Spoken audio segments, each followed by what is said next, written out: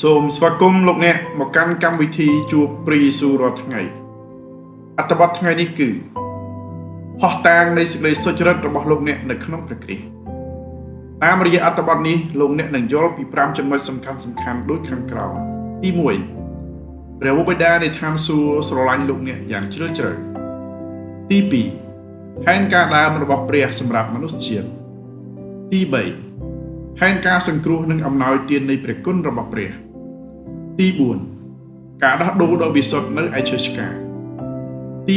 5ការរស់ឡើងវិញនៃព្រះយេស៊ូវគឺជាភស្តុតាងដែលថាអ្នកត្រូវបានធ្វើឲ្យសុចរិតក្រុមជំនុំមានគ្រឹះដ៏រឹងមាំនៅក្នុងសេចក្តីស្រឡាញ់ដ៏ជ្រាលជ្រៅនិងឥតលក្ខខណ្ឌរបស់ព្រះបិតាចំពោះរាជរបស់ទ្រង់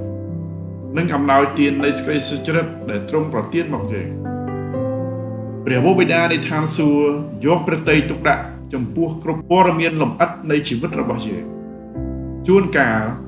យើងប្រហែលជាឆ្ងល់ថាតើទ្រង់ពិតជាទតឃើញអ្វីដែលយើងកំពុងឆ្លងកាត់ឬតើការតស៊ូដែលយើងប្រឈមមុខពិតជាមានន័យចំពោះទ្រង់ដែរឬទេប៉ុន្តែព្រះគម្ពីរបង្ហាញយើងថាសេចក្តីស្រឡាញ់របស់ព្រះវរបិតាចំពោះយើងគឺមានលក្ខណៈផ្ទាល់ខ្លួននិងលម្អិតបំផុតនៅក្នុងម៉ាថាយចំពុក6ខ26ដល់30យើងត្រូវបានប្រាប់ថាព្រះវរបិតារបស់យើងបានតុបតែងឲ្យផ្ការំយោលនៅវាលហើយបានចិញ្ចឹមបក្សីនៅលើមេឃតាមបែបធម្មជាតិផ្ការំយោលនិងសត្វស្លាបទាំងនេះត្រូវបានគេចាត់ទុកថាមានតម្លៃតិចតួចប៉ុណ្ណោះគឺថ្ងៃនេះនៅរស់ថ្ងៃស្អែកក៏ក្រៀមស្វិតបាត់ទៅទោះជាយ៉ាងណាក៏ដោយព្រះវរបិតានៅតែមើលថែរក្សាពួកវាចុះទម្រាំលោកអ្នកដែលជាបុត្រស្មុនភ្ងារបស់ទ្រង់តើទ្រង់នឹងមើលថែលោកអ្នកលើសជាងនោះកម្រិតណាទៅទៀតព្រះតែមួយអង្គដែលទ្រង់កាន់កាប់ចក្រវាលនៅក្នុងព្រះហស្ថគឺជាព្រះដែលនឹកដល់លោកអ្នកជានិច្ចទ្រង់ថែមទាំងជ្រាបពីចំនួនសក់នៅលើក្បាលរបស់លោកអ្នកទៀតផងម៉ាថាយចំពុក10ខ30ហើយព្រះតីរបស់ទ្រង់ចំពោះលោកអ្នកគឺជាព្រះតីដែលតែងតែប្រទានគុតគង់និងថែរក្សាលោកអ្នកដោយក្តីស្រឡាញ់និងដោយការយកទុកដាក់បំផុត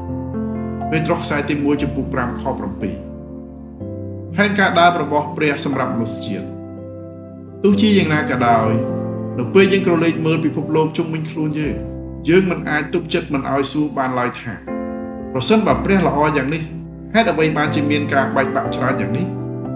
ហេតុអ្វីបានជាមានសង្គ្រាមការរងទុក្ខនិងការឈឺចាប់ដែលយើងឃើញសពថ្ងៃនេះដើម្បីយល់ពីមូលហេតុទាំងនេះយើងត្រូវត្រឡប់ទៅចំណុចដើមវិញនៅពេលព្រះបានបង្កើតមនុស្សទ្រង់មិនដែលចង់ឲ្យមនុស្សធ្លាក់ខ្លួនឈឺចាស់ជរាឬស្លាប់នោះឡើយសេចក្តីស្លាប់មិនដែលស្ថិតនៅក្នុងការរចនារបស់ទ្រង់ឡើយតាំងពីដំបូងមកព្រះហឫទ័យរបស់ទ្រង់គឺចង់ផ្គត់ផ្គង់មនុស្សនៅគ្រប់អ្វីៗទាំងអស់ដែលគេត្រូវការនោះហើយគឺជាមូលហេតុដែលទ្រង់បង្កើតមនុស្សចុងក្រោយគេបង្អស់នៅពេលដែលលោកអាដាមត្រូវបានដាក់នៅក្នុងសួនច្បារអេដែនអ្វីគ្រប់យ៉ាងត្រូវបានរៀបចំរួចជាស្រេចដើមឈើគ្រប់ប្រភេទគឺស្រស់ស្អាតដប់ភ្នែកនិងល្អសម្រាប់ជាអាហារលើកលែងតែដើមឈើដឹងខុសត្រូវហើយលោកអាដាមត្រូវបានប្រាប់ឲ្យរីករាយជាមួយពួកវាដោយសេរីលោកកបាត់ចំពុក2ខ9ខ16ដល់ខ17លោកមិនចាំបាច់សាងសង់រកចំណូលឬរួមចំណែកដល់អ្វីដែលព្រះបានធ្វើរួចហើយនោះឡើយលោកគ្រាន់តែឈានជើងចូលទៅក្នុងកិច្ចការដែលបានសម្រេចរួចរាល់ហើយរីករាយជាមួយវាប៉ុណ្ណោះលើសពីនេះទៅទៀតលោកត្រូវបានតុបតែងដោយសិរីល្អនិងរស់នៅក្នុងការប្រស្រ័យទាក់ទងជាមួយព្រះជានិច្ចគ្មានជំងឺគ្មានការភ័យខ្លាចនិងគ្មានការខ្វះខាតឡើយហើយនៅក្នុងកន្លែងដ៏បរិបូរណ៍នោះព្រះបានប្រទាននៅអ្វីផ្សេងទៀតដល់មនុស្សគឺសេរីភាពក្នុងការជ្រើសរើសលោកអ្នកដឹងទេសេចក្តីស្រឡាញ់ត្រូវបានផ្ដល់ឲ្យដោយសេរីព្រះមិនចង់បានការស្ដាប់បង្គាប់ដោយការបង្ខិតបង្ខំនោះឡើយទ្រង់ប្រាថ្នាចង់បានទំនាក់ទំនងមួយដែលមនុស្សនឹងជ្រើសរើសដើរជាមួយទ្រង់ទុកចិត្តទ្រង់និងឆ្លើយតបចំពោះសេចក្តីស្រឡាញ់របស់ទ្រង់ដោយសេរីនេះជាមូលហេតុដែលមានដើមឈើមួយនៅក្នុងសួនច្បារដែលមនុស្សមិនអាចបរិភោគបានគឺដើមឈើដឹងខុសត្រូវវាមិនមែនមកពីព្រះចង់កម្រិតមនុស្សនោះទេប៉ុន្តែមកពីទ្រង់ចង់ឲ្យមនុស្សមានជម្រើសពិតប្រាកដដើមឈើនេះក៏តំណាងឲ្យអ្វីដែលជ្រៅជាងនេះទៅទៀតវាជារូបភាពដែលមនុស្សជ្រើសរើសរស់នៅដោយឯករាជ្យពីព្រះដោយពឹងផ្អែកលើការវិនិច្ឆ័យផ្ទាល់ខ្លួន ប្រាជ្ញាផ្ទាល់ខ្លួននិងសូម្បីតែសមត្ថភាពផ្ទាល់ខ្លួនក្នុងការកំណត់ថាអ្វីទៅល្អនិងអ្វីទៅអាក្រក់ហើយនៅពេលដែលមនុស្សជ្រើសរើសបរិភោគផ្លែឈើនោះអ្វីគ្រប់យ៉ាងក៏បានផ្លាស់ប្ដូរអំពើបាបបានចូលមកក្នុងពិភពលោកហើយសេចក្តីស្លាប់ក៏បានមកតាមក្រោយដោយដែលព្រះបានប្រមានថានៅថ្ងៃដែលអ្នកបរិភោគផ្លែឈើនោះអ្នកនឹងត្រូវស្លាប់ជាមិនខានមនុស្សបានស្លាប់ខាងអវិញ្ញាណមុនគេដោយត្រូវបានបំបែកចេញពីព្រះហើយនៅទីបំផុតក៏ស្លាប់ខាងរូបកាយសេរីល្អដែលធ្លាប់ត្រូវបានតុបតែងលើរូបគេក៏ត្រូវបានបាត់បង់ទៅរ៉ូមជំពូក3ខ23ចាប់ពីចំណុចនោះមកគ្រប់ទម្រង់នៃការបែកបាក់ក៏បានកើតមានឡើងព្រះគម្ពីរប្រាប់យើងថាសេចក្តីស្លាប់បានចូលមកតាមរយៈអំពើបាបរ៉ូមជំពូក5ខ12ហើយឈ្នួលនៃអំពើបាបគឺជាសេចក្តីស្លាប់រ៉ូមជំពូក6ខ23ជំងឺការភ័យខ្លាចភាពក្រីក្រនិងគ្រប់ទម្រង់នៃការបំផ្លិចបំផ្លាញសុទ្ធតែជាការសម្ដែងចេញនៃសេចក្តីស្លាប់ដែលបានចូលមកតាមរយៈអំពើបាបប៉ុន្តែម្ដងទៀត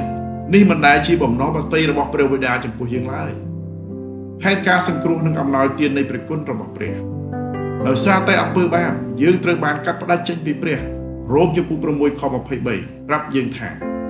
បទឈ្នួលនៃអំពើបាបគឺជាសេចក្តីស្លាប់ប៉ុន្តែអំណោយទាននៃព្រះគឺជាជីវិតអស់កលជានិច្ចនៅក្នុងព្រះយេស៊ូវគ្រីស្ទជាព្រះម្ចាស់នៃយើងអំពើបាបទាមទារការបង់ថ្លៃហើយដោយសារតែព្រះទ្រង់យុត្តិធម៌ទ្រង់មិនអាចមើលរំលងអំពើបាបបានឡើយប៉ុន្តែមនុស្សវិញដោយសារតែភាពខ្សែធន់ខាងអំពើបាបគឺមិនអាចបង់ថ្លៃនោះបានឡើយ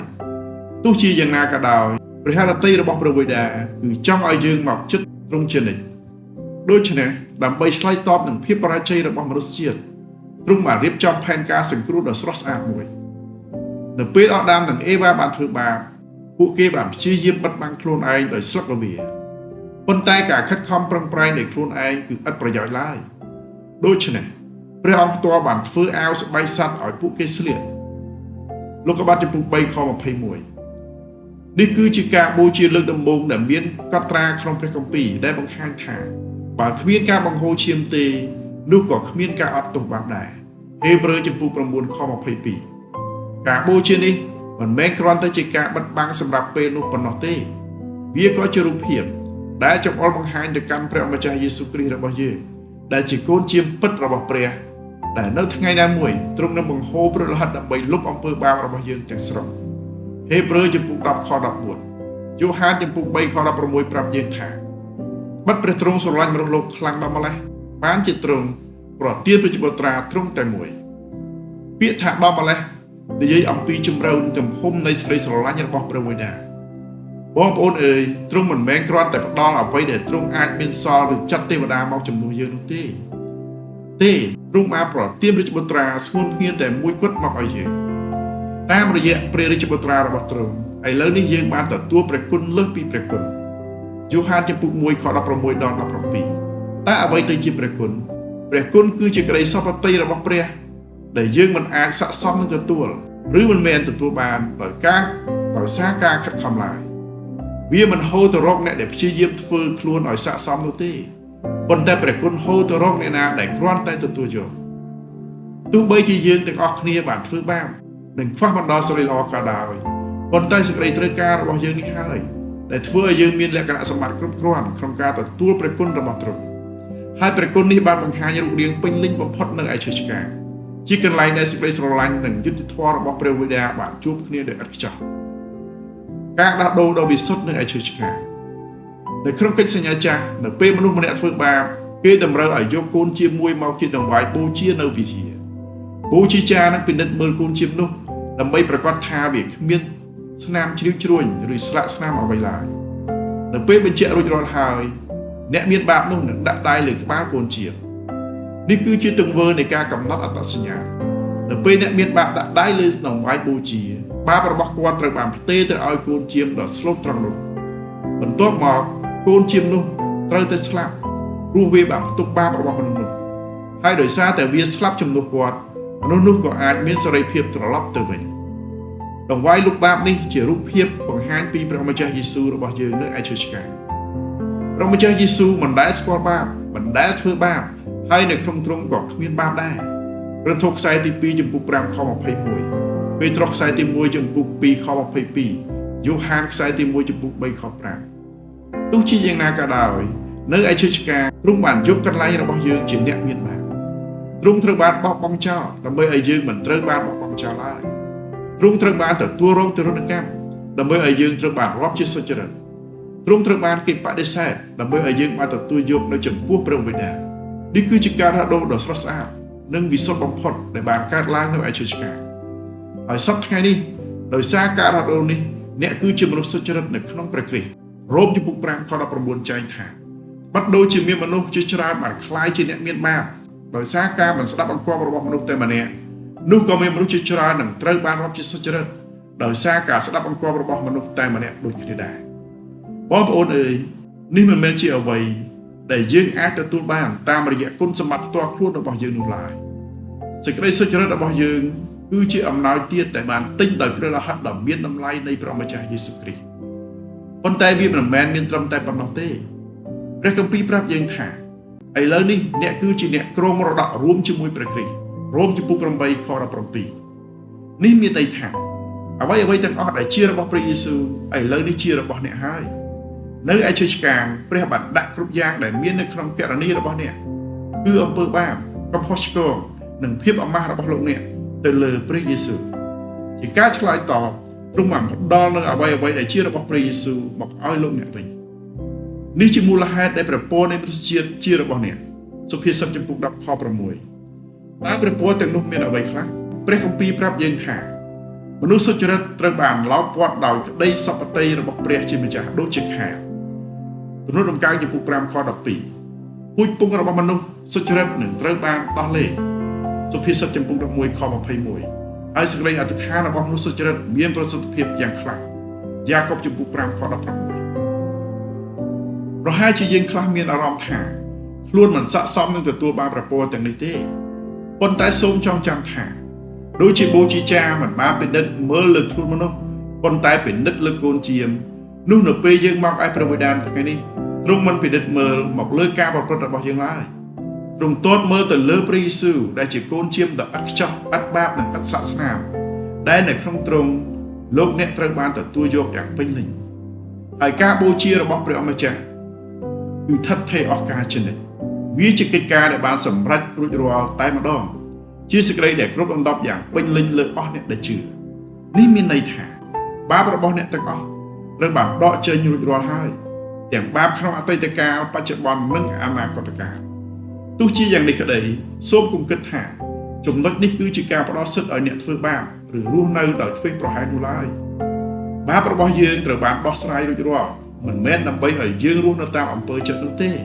ប៉ុន្តែដើម្បីឲ្យយើងអាចរស់នៅដោយសេរីក្នុងសេចក្តីសុចរិតដែលព្រះម្ចាស់បានទិញសម្រាប់យើងការរស់ឡើងវិញនៃព្រះយេស៊ូវគឺជាភស្តុតាងដែលថាលោកអ្នកត្រូវបានរាប់ជាសុចរិតហើយចំណុចនេះនាំយើងឲ្យឃើញពីមូលហេតុដែលការរស់ពីសគត់ឡើងវិញនៃព្រះម្ចាស់យេស៊ូវមានសារៈសំខាន់យ៉ាងខ្លាំងគ្រាន់តែដោយសារទ្រង់មានសេចក្តីមេត្តាករុណានោះទេពិតមែនហើយសេចក្តីមេត្តាករុណារបស់ទ្រង់បានបង្ហាញយ៉ាងច្បាស់តាមរយៈការចាត់ព្រះបុត្រាទ្រង់ឲ្យមកប៉ុន្តែនៅថ្ងៃនេះអ្នកមានសុចរិតភាពគឺដោយសារតែការបង់ថ្លៃសម្រាប់បាបរបស់អ្នកត្រូវបានធ្វើឡើងយ៉ាងពេញលេញរួចរាល់